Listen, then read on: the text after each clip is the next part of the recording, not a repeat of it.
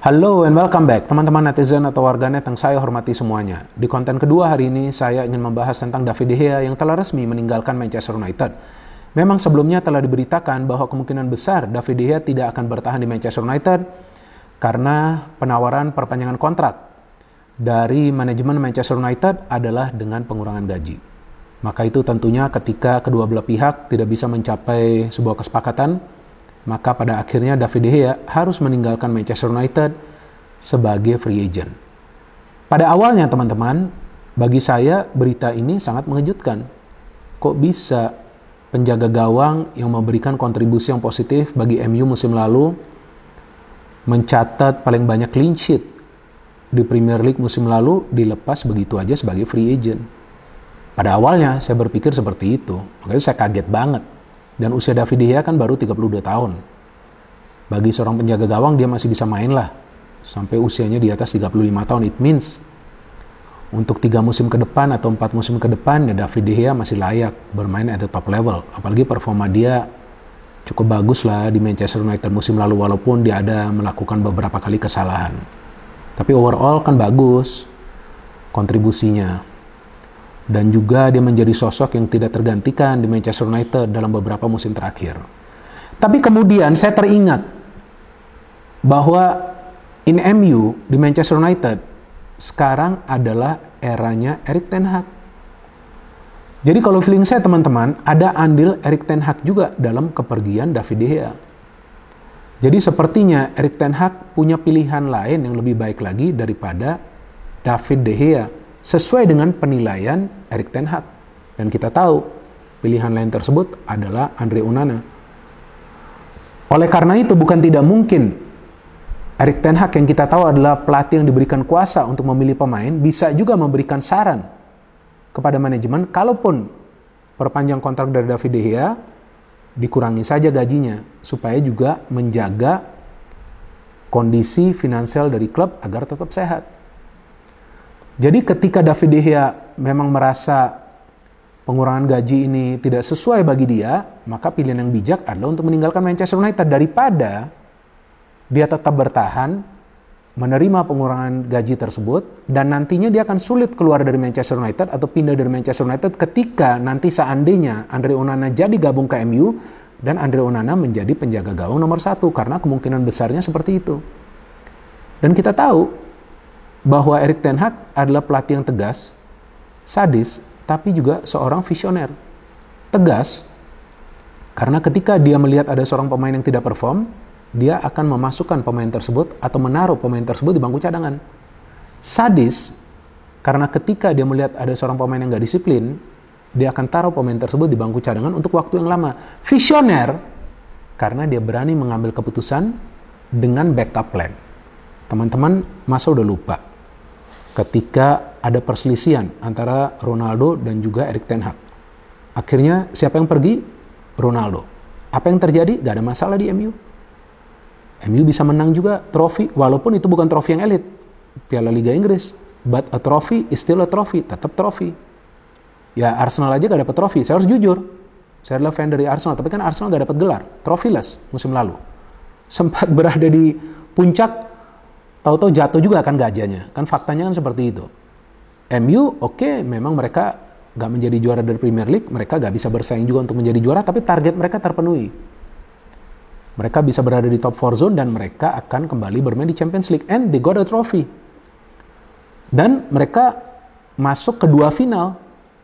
Final Piala Liga Inggris dan juga final Piala FA. So, it was a good season. Jadi, ya wajar jika Erik ten Hag itu punya kuasa yang besar. Karena dia tahu apa yang perlu dilakukan untuk membenahi Manchester United agar MU ini bisa kembali menjadi klub yang disegani. Bukan saja di Inggris tapi juga di Eropa. Maka itu feeling saya, mungkin feeling saya salah. Kan setiap orang kan punya feeling dan juga sudut pandangnya masing-masing. Teman-teman juga punya feeling dan juga sudut pandang kalian masing-masing. Tapi feeling dan sudut pandang saya adalah kemungkinan ada andilnya dari Erik ten Hag. Tapi penjaga gawang yang dia incar, Andre Onana, juga adalah penjaga gawang yang bagus. Kenapa? Karena dia perform di Liga Champions dan juga di Serie A.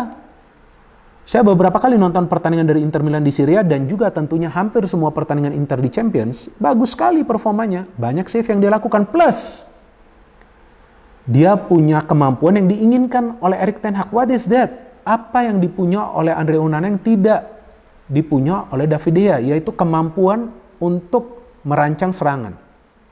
Jadi walaupun David De Gea ini banyak melakukan save, banyak mencatat clean sheet, tapi salah satu kelemahan dia adalah untuk memulai build up dari belakang.